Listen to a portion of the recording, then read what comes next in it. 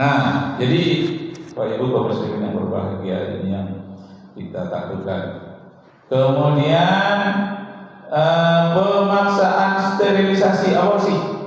Jadi kalau ada wanita yang hamil ditahan itu diaborsi, pengguguran kandungan. Ada yang disterilisasi. Sterilisasi ini dalam kandungan itu dibuang tempat indung telur sehingga memungkinkan terjadi pembuahan. Nah, jadi oleh dokter ya diperiksa yang masih muda itu digunting, ya, dibuang sehingga jadi sterilisasi. Tak memungkinkan lagi dia punya anak.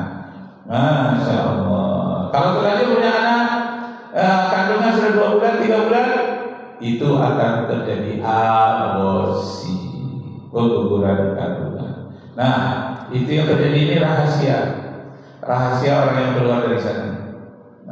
Dialah yang menceritakan karena bertahun-tahun di sana kebetulan dia terlepas dari rantai-rantai yang terlupa mungkin menguncinya atau rantai yang sudah tua.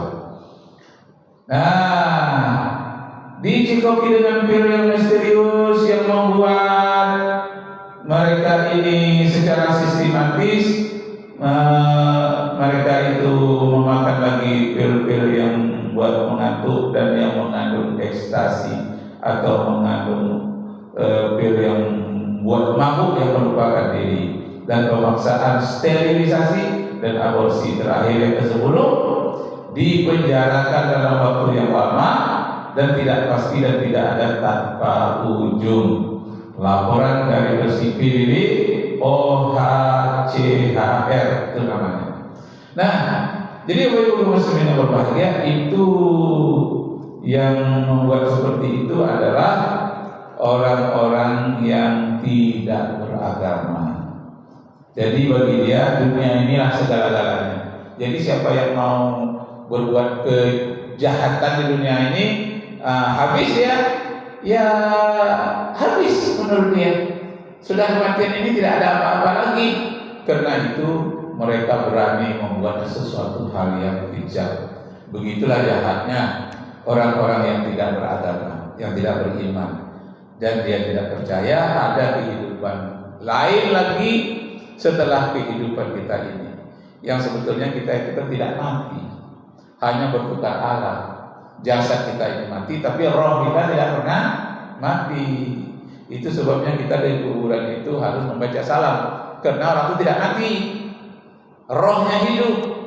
Nah, Rasulullah mengajarkan ketika kamu lewat kuburan, kamu harus membacakan Assalamualaikum ya ahlan diyar. Selamatlah kamu seluruhnya yang ada di kampungan perkuburan itu, dan mereka akan menjawab Waalaikumsalam. Waalaikumsalam itu doa, semoga kamu juga selamat.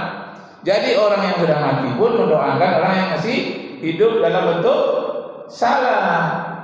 Jadi dengan jangan satu orang mati itu mati, tidak mati. Yang terjadi adalah perpindahan alam. Yang mati itu adalah jasadnya, yang asal dari tanah kembali ke tanah, yang berasal dari air kembali kepada air, yang asal dari udara kembali kepada udara. Bila Israel datang hampiri, nah gitu, Israel datang mencabut nyawa. Nah, di saat itulah berpisahnya roh dari tubuh kita. Sampai dalam kubur itu, nah nanti ada tanda-tandanya. Apakah kita adalah orang baik atau orang jahat? Kalau orang baik, nanti disuruh istirahatlah sampai kiamat, dan dia diberikan kesejukan bau yang harum dari surga. Sehingga kuburan itu bagi orang yang alim adalah hudratan mir riyadil jannah, satu kamar dari kamar surga. Tapi bagi orang yang jahat sudah ada tanda-tandanya.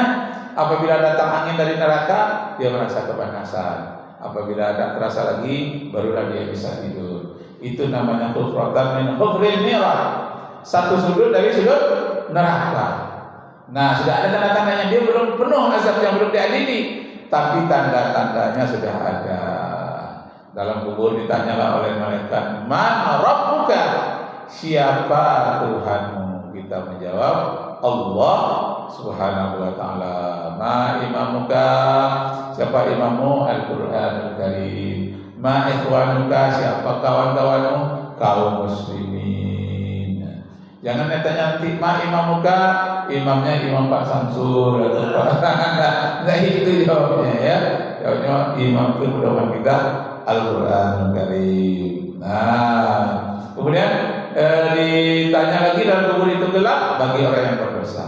Tapi bagi orang yang bagi orang yang rendah sikit dosanya, terang dalam kubur itu, tak gelap.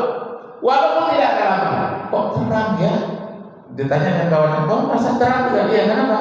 Itulah sholat dari 5 waktu. Lampunya itu kok terang ya? Nggak ada lampu, kok terang? Luar biasa. Bagi orang yang berdosa gelap ya? Kenapa? Iya, kenapa? Karena kita tidak sholat, tidak berdoa, tidak sedekah, tidak haji. Terasa gelap. Di saat gelap itulah datang yang bertanya. Man Rabbuka. Berarti dia tidak bisa menjawab, disuruhnya berdiri. Kim, akhir, berdiri. Kenapa kamu berdiri? Sudah disuruh membungkuk. Kenapa disuruh membungkuk? Ada 2 makhluk ingin melompat ke atas punggung, mau dijadikannya kuda. Jadi dipukulnya, ayo jalan. Ini gelap, kamu nggak bisa jalan. Pokoknya jalanlah. Siapa kalian ini yang baunya busuk, bentuknya buruk, yang memaksa harus berjalan? Katanya kami 2 inilah si Hawa dan si nafsu. Ini hawa yang tidak kamu kendalikan, nafsu yang kamu perturutkan. Kamu tak bisa kendalikan. Dulu kamu duduk di atas punggungmu, kata hawa nafsu. Sekarang aku ingin duduk di atas punggungmu. Ganti-gantian dah.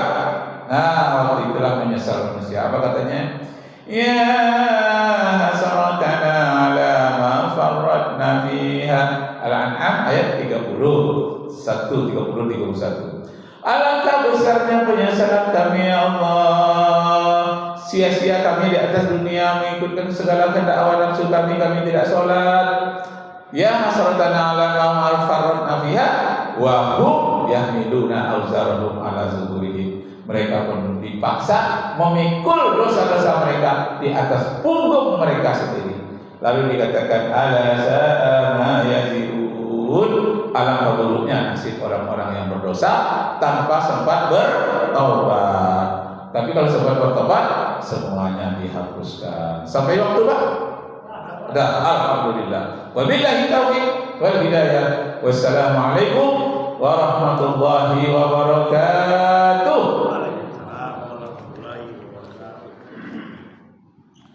Iya, dapat air. Dah, Ustaz? Iya, masih waktu? Dah. Terima kasih kepada Ustaz dan kepada ustaznya. Mudah-mudahan bermanfaat untuk kita semua. Amin ya rabbal alamin. Demikian. Assalamualaikum warahmatullahi wabarakatuh. Waalaikumsalam warahmatullahi wabarakatuh.